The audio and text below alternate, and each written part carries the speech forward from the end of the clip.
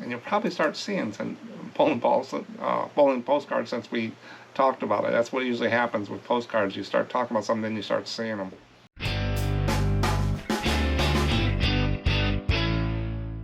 Welcome to some postcards. Today I have an agenda. It's right down here that I put up, so whenever you want to look at a video, you can always see what I'm talking about in the first screens. I'm going to go over what's sold on eBay. I only have eBay. I don't do Etsy, Hip, all these other sites anymore. I just do one. That's where 90% of the sellers are for postcards and 90% of the postcards are. So over 10 million postcards on eBay. No one drives the traffic like eBay. I don't care what they say about eBay. I've tried all the other ones, and for the time and effort, I get more of a payback on eBay than any of the other sites. But I sold 18 cards today. I met my goal of 16. We'll go through those cards real quick. Got a couple multi-orders of Navy ships and stuff. Then we're going to do a deep dive.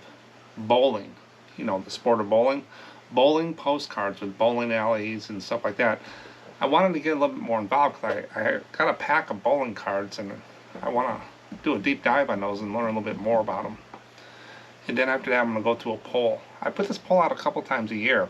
There's a lot of people out there use a phone or a computer to list or do stuff. And this poll was, do you list using a phone or a computer? I got some pros and cons of using both ways. And then I'll tell you what I think of it. From my years in the technical field and trying to get productivity is the name of the game with software and computers. It increases productivity. And phones, I think, took a step back. And then I just got a couple of viewer comments. At the end of every video, I just grab some comments from YouTube or eBay and just talk about those. One of them, at the end, you want to stick around. Jungleman talks about smoke on postcards, the smoke smell, and what he did to get rid of it. And maybe you can add to some of your tricks and stuff, and I'll tell you what I do. Okay, let's go ahead and get started on what sold. First card sold for $5.17. I must have sent an offer. It's a top of Hogback Mountain. Hogback Mountain. It's a linen card. One of my other videos I talked about cars and linen and the Widget Wednesday. They don't really look like cards. They're more artistic drawn. But this is a linen card of Hogback Mountain, Vermont. Unposted, $5.17 is what it sold for. Next one is a Navy ship print, USS Gamble. Just bought one of those. It's a 123. Just a print, $4.75. Sold another print, USS Mail Sea Fox. Mail Sea Fox. Looks like a destroyer or something. Another one of those prints, $4.75 unposted. This gentleman bought 3 cards. Now, 2 of these cards were publisher cards that were bought in cases by the club that I got these from a publisher that printed and marketed these cards. This is the USS Essex aircraft carrier, and you can tell because it's one of those chrome 3.5 by 5.5 cards unposted, basically brand new, but I mark it as used because I don't know the original packaging or whatever. I mark all my postcards used because they're not new old stock or anything like that, just used. And that one sold. Then he bought another publisher card of the USS Hornet. And then he bought a print of the USS Maryland off of Puget Sound Navy Yard, February 1942. And that's a print, unposted. All 3 of these cards sold for $13.77. So I sent some offers and already got volume discount on those. Next one is another print, USS Cod. Just a cod. Looks like it's a submarine. SS-224, so the SS means, SS means it's a submarine. So it's a USS Cod, $4.75. This one sold for $5.55. It's a postcard, but I did a video about Goofy series postcards. This is Hot Dog. It looks like she has an iron and the dog got burnt on his butt. But these were like little trade cards with a postcard back with a pre-printed message on them. There's whole sets of these, but I do talk about that in that video. And this sold for $5.55. And I got about 3 sets of those. I sold a couple in full sets, for less money than I'm making on when I separated them out. So I have individual cards for people who want to create their collection and finish up their collections. Next one, USS Hunley, $4.75. Another publisher Navy ship card. Another person bought 3 cards. These were pretty cool cards. Giant Speed and Power of Century of Progress. Burlington Route. That's a train. It's got Burlington Route. Century of Progress was a fair, I think, in Chicago. This is a real photo with a Kodak stamp box. And the Kodak stamp box is from 1950s to present. And this is of a big steam locomotive. And that's the back for it. And that's the stamp box right there, Kodak. So that's another one. Then another train. So they like trains. This is the Kentucky Railroad Museum. Publisher card, 3.5 by 5.5 standard, unposted. These 3 cards sold for $23.15. Next one is a linen card. Drive entrance facing toward Monticello, Ashlawn, home of James Monroe, President. Ashlawn. Unposted, $4.75. Next one is King's Chapel and Parker House, Boston, Massachusetts. This one's got a little glitter on it. You can hear it. And it's undivided back. There's no line. And it was posted in 1906. 1907 is when they created divided back. So these cards are undivided back, posted 1906, $4.75. Next one is a real photo postcard. Now this, I was up last night and the person asked me a question. I saw it come through about a ship card. I answered that one, and he asked, is that a reproduction? And I said, as far as I can tell, it's a real photo postcard. I did not print it. It came in the lot. It's sold as found. And this is the Roper. It doesn't say Roper, but I was able to find it with the number, and that's what I put in the title. And on the back, it's got a Defender stamp box. Now what I'm reading here is a little card that I have in the Ko-Fi store. And right up here is the Ko-Fi, but it's if you go into the video description, you can see a link to the Ko-Fi store.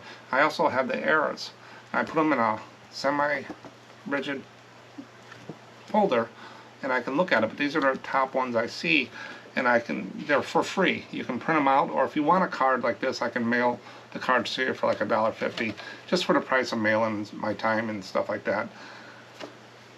But the Defender stamp box, if I look on here, Defender, diamond inside, it says diamond inside, 1920 to 1940 is what I put on there. And so he went ahead and purchased this for $6.97 is what I sold that one for. Next one is a kind of a Southern Pacific Railroad Company's motor car. Probably could have got a few more dollars for this. I sold for $4.75, just a divided back. But that's a really nice looking card. I must have just whipped through it. So for $4.75. This is Minnesota Park Rapids. What? It's a Main Street looking north, Park Rapids, Minnesota. Nice Main Street right there, and they wrote on the front and it's still sold. And this was posted in 1955, chrome card. And that sold for $4.75. And the last one is the USS Henley, DD-391, another print. So a lot of boat ships today. Total of 18 cards. Total dollars, $108.18. If I took 118 divided by 18, I get an average sale price for the day of $6.01, which is up a little bit. Helps bring the average up for the year. I'm turning just a little bit up, but not much on the average sale price because of the sales and the type of cards I'm selling. But overall, not a bad day. Didn't sell anything in Ko-Fi. I had a few digital products in Ko-Fi sell, but nothing $5 or something like that in there like that. No lunch boxes. That's what's sold on eBay. Deep dive on bowling cards. We're going to dive down deep into the guts of bowling cards and try to figure out what our strategy will be with these. Do we pick them up? How do we price them? So I usually break it down a special deep dive on a postcard every video, these longer ones on Monday. And one of the reasons is I want to learn more, and bowling was one of them. I know I usually pick them up if I see bowling alleys. But what do they really do, and what's the history? So I'm going to go ahead and talk a little bit here about the history of bowling. And I got 3 facts about the sport of bowling. And then while I do that, I'm going to show you some postcards, what to look for that I found with bowling alleys and different things. And then we're going to get into the sell-through rate and then the pricing. And we'll see if we can come up with a strategy. Maybe helps you out, it'll help me out. Here we go. Bowling is a fun and popular sport that involves rolling a heavy ball down a lane to knock over pins. Very simple. It's typically played in a bowling alley where players take turns aiming at 10 pins arranged in a triangular formation. Each game consists of 10 frames, and the goal is to knock down as many pins as possible in each frame. Players get 2 chances per frame to knock down all the pins, and a perfect game with a score of 300 means getting strikes in every frame. Bowling has a long history dating back to ancient civilizations like the Egyptians, who played a version of the game over 5,000 years ago. Modern bowling, as we know it, began in the United States in the 19th century. The sport quickly grew in popularity, leading to the establishment of all official rules and organizations, like the American Bowling Congress. Bowling is enjoyed by people of all ages and skill levels, both casually and competitively. There are different types of bowling, with 10-pin being the most common. Other variations include 9-pin, candlepin, and duckpin bowling, each with unique rules and pin setups. Bowling alleys often feature leagues and tournaments where players can compete and improve their skills. With its combination of skill and strategy and social interaction, bowling remains a beloved pastime for many around the world. Bowling postcards captured the lively atmosphere and nostalgic charm of bowling alleys, showcasing the scenes like colorful lanes, players in action, and retro-style bowling shoes. I remember those.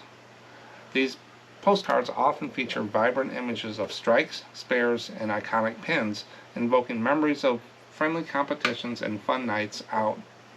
Collectors and enthusiasts cherish bowling postcards as a way to celebrate the sport's enduring appeal and share the excitement of classic bowling experience with friends and family.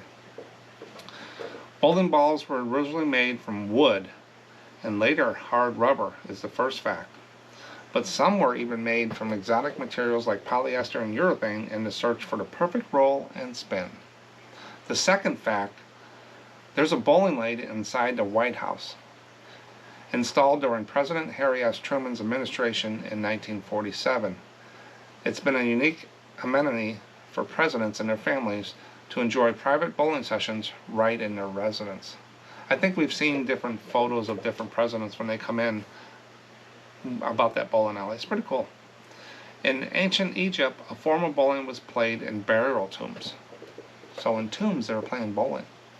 Archaeologists discovered miniature pins and balls in child's grave, suggesting that even in 3200 BC, people enjoyed a game similar to modern-day bowling, perhaps even as a ritual or pastime for the afterlife. So they're bowling in the clouds. So that's a little bit of history about bowling, some facts. Hope it gets your curiosity up, and you'll probably start seeing some bowling postcards since we talked about it. That's what usually happens with postcards. You start talking about something, then you start seeing them. But do they sell? Can we get a strike? Can we get a perfect game with bowling postcards? Let's find out. One of the tools that I use is this little chart. It's a sell-through rate. I start at the low, 0 to 3. I try not to pick those up, but I usually work in the 4 to 10%, the high and the average area. And while I do that, I end up getting some low ones. I thought they were cool, didn't know the sell-through rate.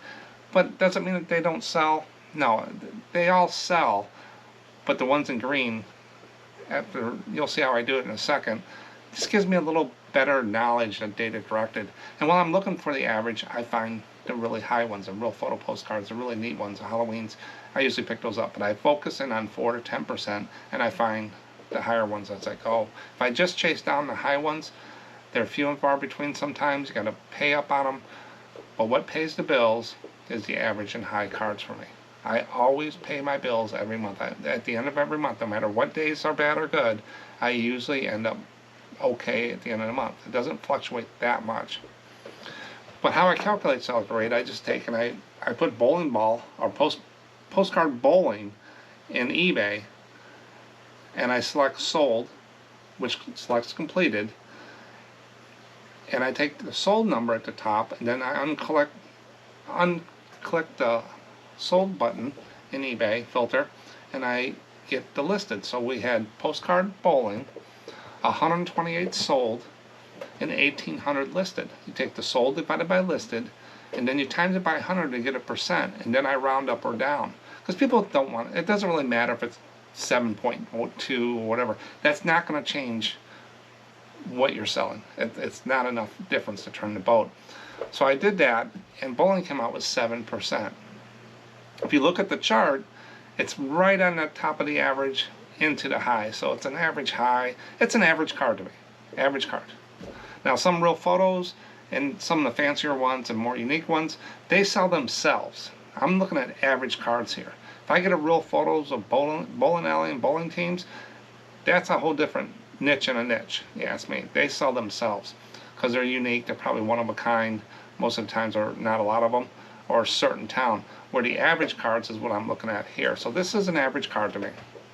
So I've decided that. But I want to make sure that 7% kind of holds. So I go out there and I find 3 other things in the same area. Sometimes I get a little off, but I try. Well, so bowling is 7%, and then I did billiards, you know, pool tables and stuff. That's 8%. So 7-8%, still around there. Pinball machines. Pinballs do pretty well. I look for those. Not a lot of them out there. 13%. And then shuffleboard. Everybody knows shuffleboard. Down in Florida in the homes, 3%. That's interesting. I thought shuffleboard would be up there a little bit more. And there's a lot of them out there, 1,600.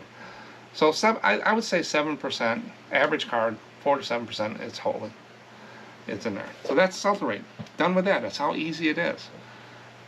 Just, okay, this will sell, it's average, I'll pick it up. But I'm going to have to make sure I get it for a good price, because average cards do have a tendency to sit a longer time. Your very high ones will probably sell faster. Your low ones will sit longer. These are going to sit, so I don't want to spend 50 cents and 75 cents a dollar card. I want to get these probably under a quarter, 20 cents or under in there, and usually get them in lots. But if I see them in an antique store, I'll pick them up for $1 just to get a variety. Antique stores you will pay up, but then you bought a whole lot of them, you only paid 2 cents a card. So for the year, I look at it as an average when I buy postcards. Some I pay up on, some I go down, but my average, I work on an average. I just don't go by every item on there. Now I'm not going to pay $5 for postcards and stuff like that. There's just nothing left, really, unless it's very unique. But most of the time I'm not doing that. But now since we got sell-through rate out of the way, it's an average card. Let's look at pricing. So I take and I go into eBay and I say, or Worth Point or Terapeak, and I say, give me the high to low. And then I throw out the real high ones of $1,500 and stuff like that. I just throw those out. Those are few and far between, and I throw out the 99-cent, $1.99 auctions and all that stuff out there, because they don't do nothing for me, and those don't do nothing. So I keep an average, and then I go down and I try to find the top of the extreme. What is the top extreme that I see, the top watermark? And then I go down to the average cards that we see every day, and what is the watermark there? So I found a few higher extreme ones. They're not real high, but they're up there for the cards. The first one is Postcard Palladium Bowling Alley, Don Hudson, Green Bay, Wisconsin. I don't know why they put the date there, 1930 1945, because it's a chrome card. I know you can put that in item specifics, but $59.74, and they got free shipping for that. It's kind of weird looking at it. You got to take a second. It's got the top up there is the bowling alley, and then the bottom is something, and then there's an inset. So it's, you got to look at it upside down sometimes. But $59.74 for that card. The next one looks like a real photo. Medford, New Jersey Field Club Baseball Bowling Alley, 1908, real photo. $130 is what they had on it, and they took best offer, probably $120, $115. So over $100 for a real photo. Those sell themselves. So if you see those with bowling alley, and that title is really good, Medford, New Jersey Field Club Baseball Bowling Alley, It's got bowling alley right in there, and that would probably be in the subject in there, or you could put field club, photo postcard. So RPPC photo postcard, I would just put RPPC. I wouldn't put photo in there because that's in the RPPC, but that did pretty good. Next one is the 1950s Gil Hodges Lanes bowling postcard, New York. Baseball, Brooklyn Dodgers, Yankees. Not for sure what all. It must be the stadium. It's like a multi-view. But it's got the bowling alley there, and they got about $50 for it. So if you look at all these, 50, 59, 115, over $50 on the high extreme ones is what they're looking at. So if you see them, I always take a second, third, fourth, fifth look at these and stick them in your comping, because there might be something that's sold with these. Are these just one-time sold, one-time cards, or is there a lot out there selling for that?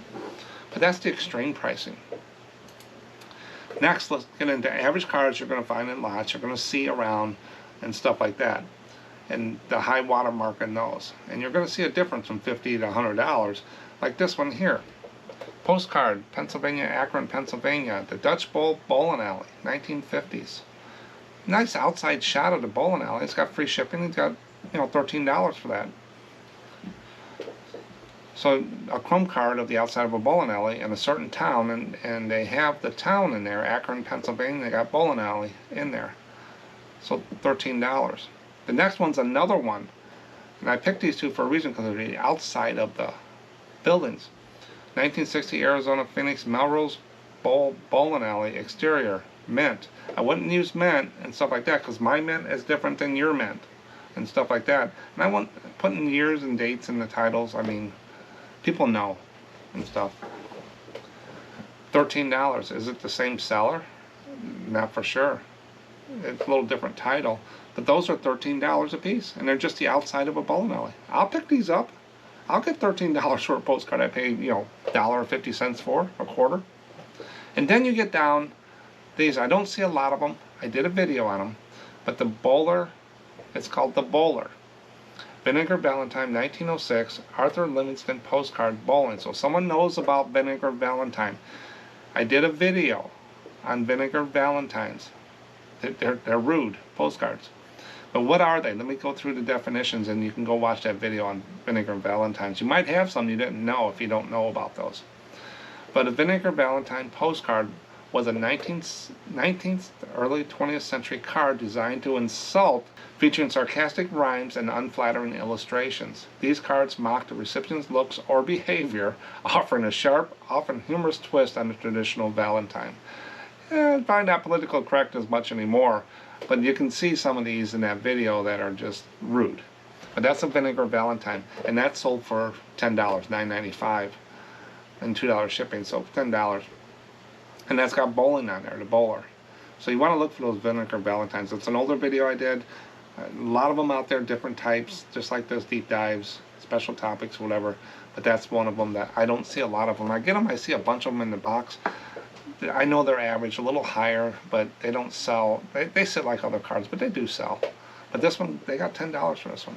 So if you look at the average cards, $10, $12, $15, I would say $7 to $12 would be some of the average on the, after you take the high water mark out. So above average card a little bit, but they're still average cards. Are going to sit. It needs that special person that knows that town, is in the bowling and stuff like that. What do you think of bowling postcards? You got any? You got any really neat ones that you sold, or you've seen some? Send them in to contact@SMPostcards.com. I'll be doing another show and tell soon. I got a bunch of them backed up. I just got to go through and get them out there now. But if you got them, or anything special you find, or got questions and want to send a photo of a big haul, just contact@SMPostcards.com, and I'll take a review of it, and I'll let you know if I use it or not.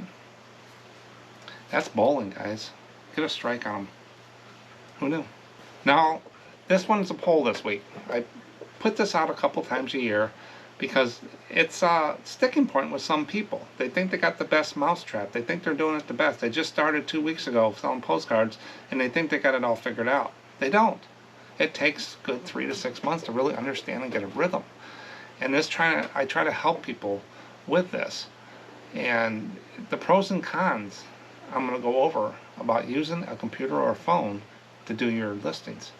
So I asked the question, do you list postcards using a phone, a computer, both computer and phone, or other? I always put other in to give if given out. The top one is computer. Most people that list postcards use a computer, and we'll see the pros and cons in a second. The other one is both computer and phone. I see more of that trending than just using the phone. And then other is 4%. So whether it's better to use a phone or a computer for listing items on eBay depends on your preference and needs. Here are some considerations for both options.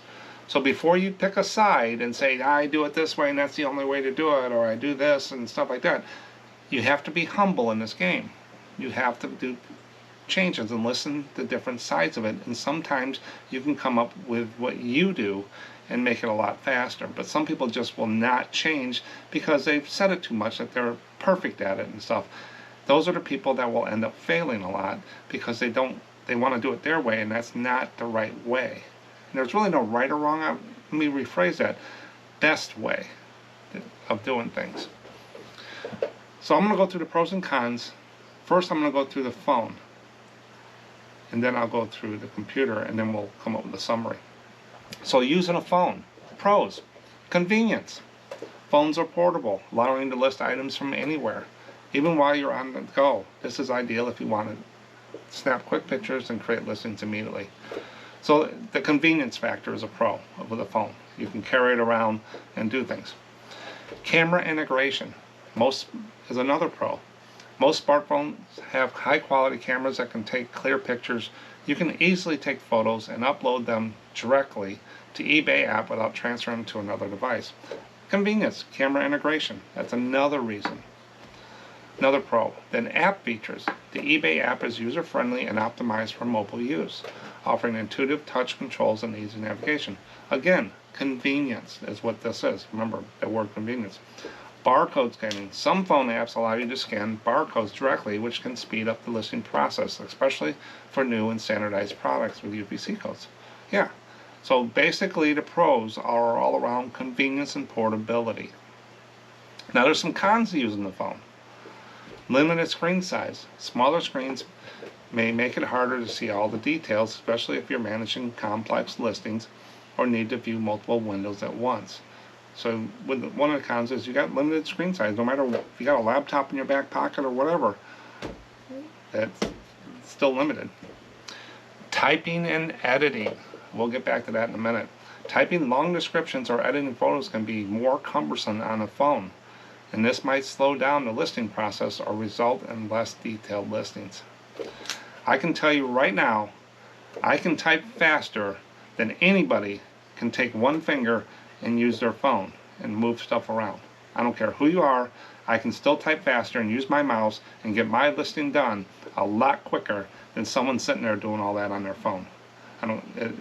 It's not typing and editing for longer descriptions and stuff. It takes longer. With a full-size keyboard, 2 monitors, I can whip through listings pretty quick. I'd probably do more listings faster than a person typing with their finger hitting each character once when I can hit multiple characters. Limited functionality on a phone. This is a big one. And this is what some people complain about, computers having more options than the phone. Some advanced feature or tools available on an eBay desktop site might not be fully accessible or optimized in the mobile phone. Computer has unlimited memory basically. Processing power. You can put a ton of stuff in a computer. This little guy here, you can't fill it up with everything. It's got a finite amount of room in that app, so they got to pick and choose and pare things down to make it work faster, because they want convenience and fast and speed. And there are certain things that run and certain specs you got to do. Limited functionality. Some people complain, well, it's on the desktop, but it's not on the phone. When are they going to do that? They probably can't.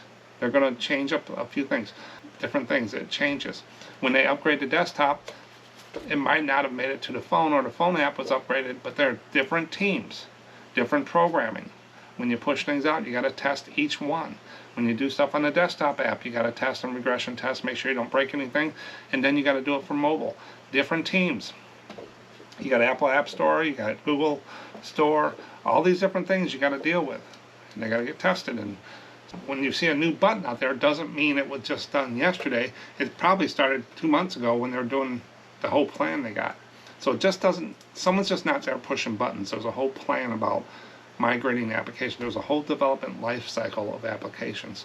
Requirements gathering, proofs, drafts, and stuff. And then you got to go through different stages. You got a plan, you got a code, you got stage, and you got production and stuff like that. And then you got fix afterwards. So that's the phone. Now let's talk about using a computer. What are the pros and cons of using a computer? One of the pros of using a computer instead of a phone is larger screen.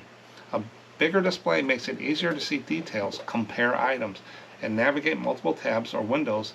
This is particularly helpful for managing multiple listings simultaneously. Yeah, I got 2 screens here. I used to have 3 or 4 on my desk when I had a full-time job, but I can bounce between. I don't need to slow down to move things around. Makes it convenient. Ease of typing is another pro. Using a physical keyboard can speed up the process of writing detailed descriptions, filling out item specifics, and editing tasks.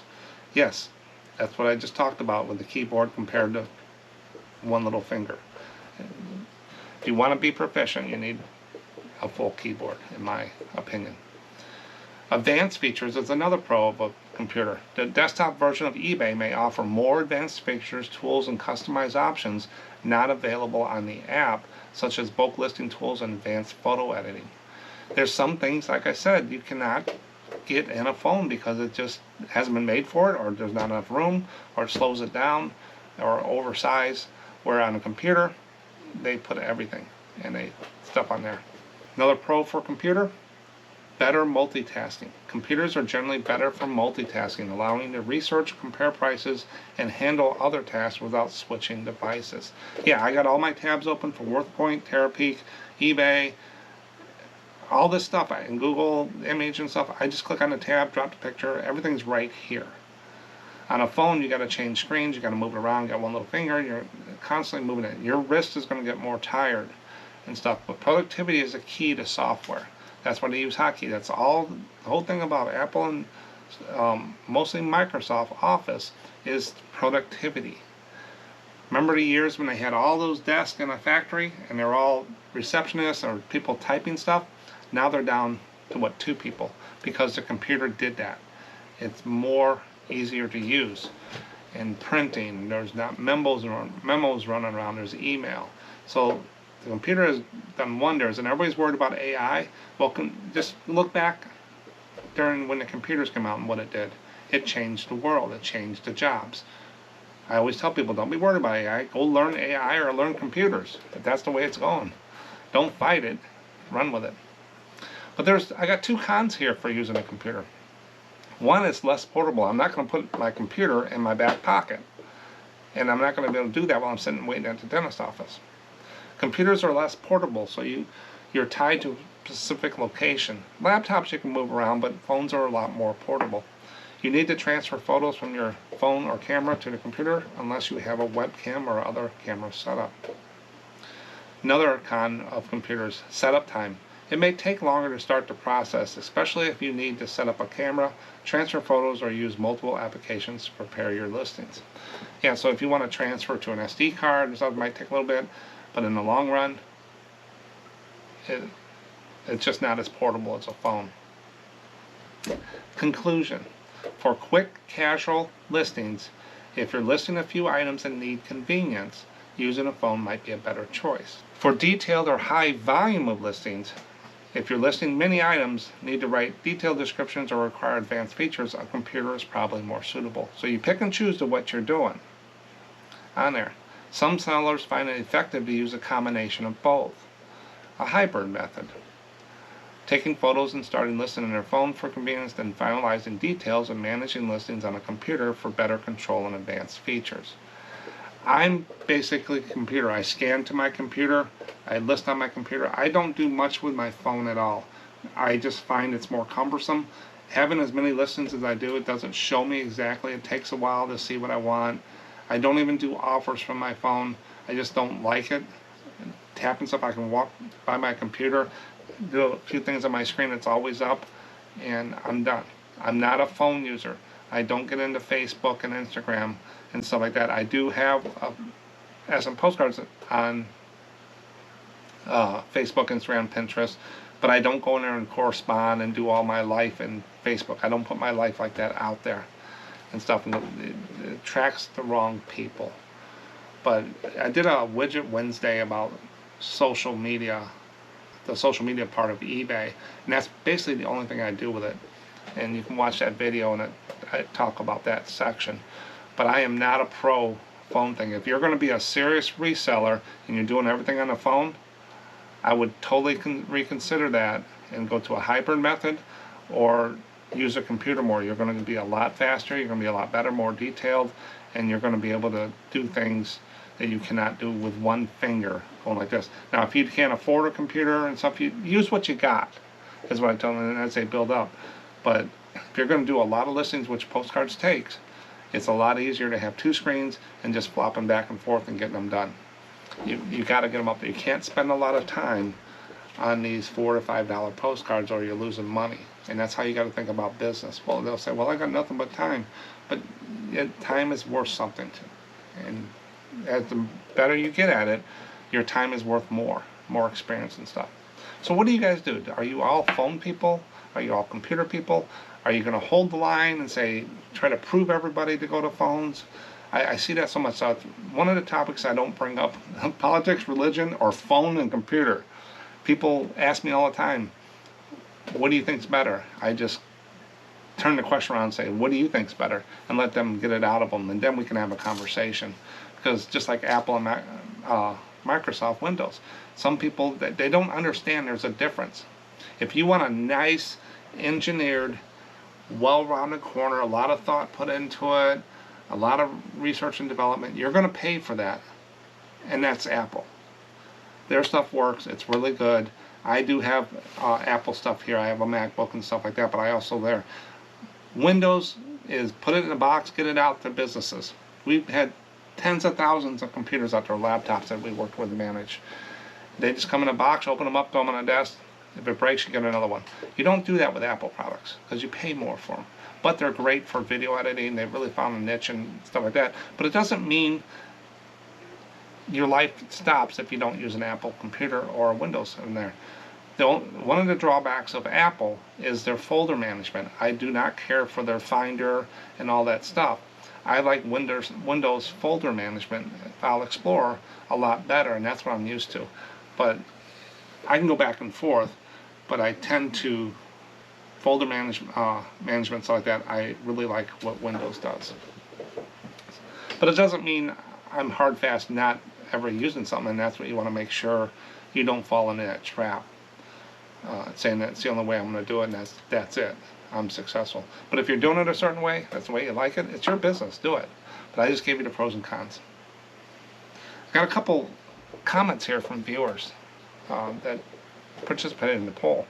Ashley from Mailbox Memories says, sometimes I may start a listing on my phone, like click, sell one like this, from a similar listing and save for later, then finish the draft on my computer. So a hybrid method of doing it, computer and stuff. I see more of that coming than just the phone like it used to be.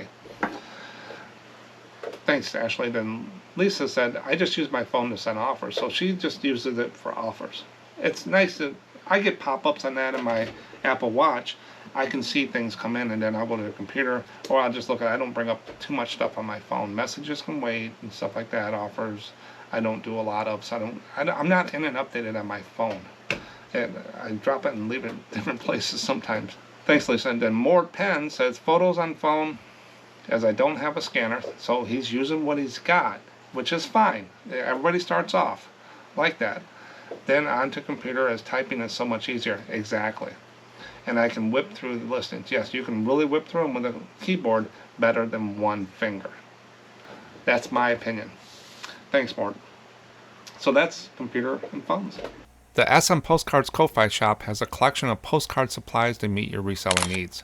From protective sleeves to envelopes and tantalizing postcard lots, we have everything you need to enhance your reselling experience. But that's not all. If you sign up as a member in either the whiteboarder or divided back tier, you're entitled to an incredible 40% discount on all items purchased in the shop.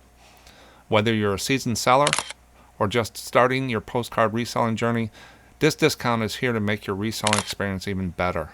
Stock up on top quality supplies.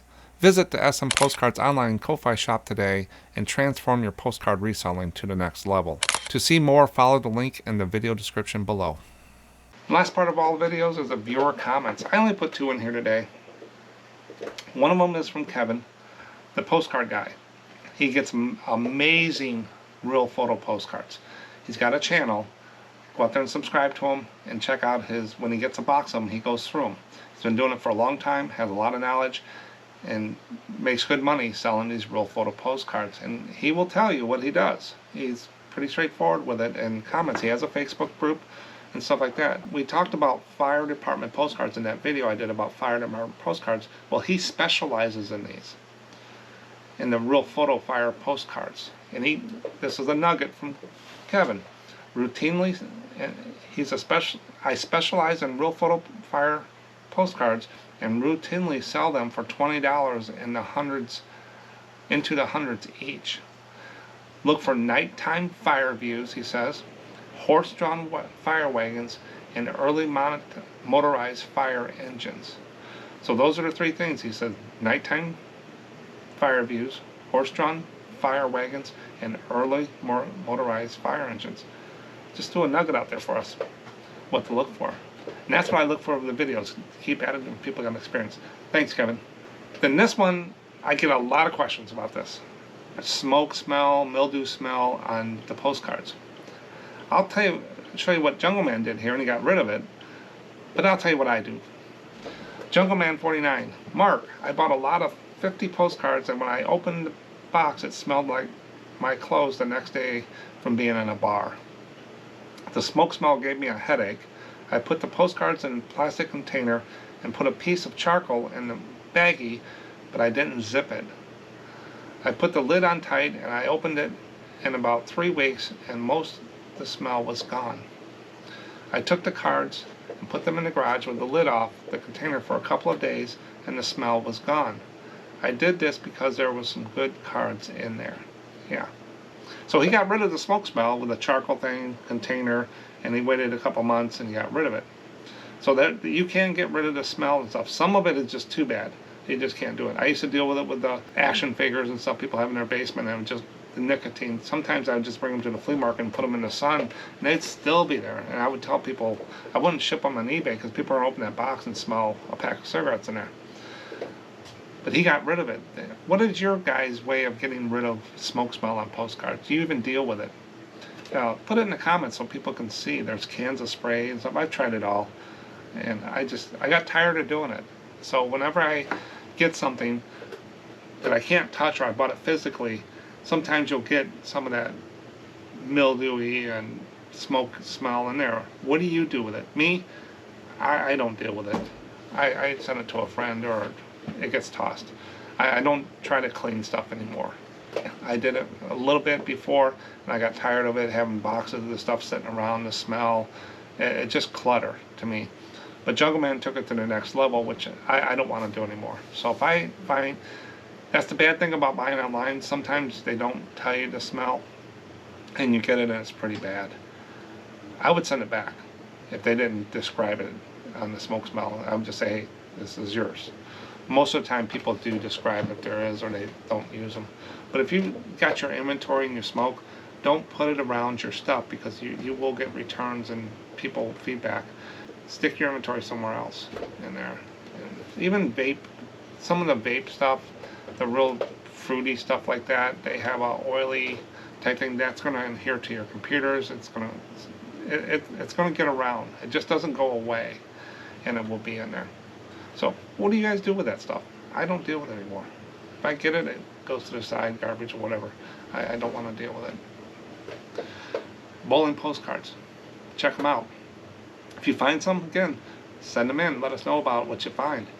or if you've sold for them in the past, you've sent us a story. I can always use stuff like that just to share experience, not just what I do. It's what everybody does on the channel. But thanks for watching, and I'll catch you on the next one.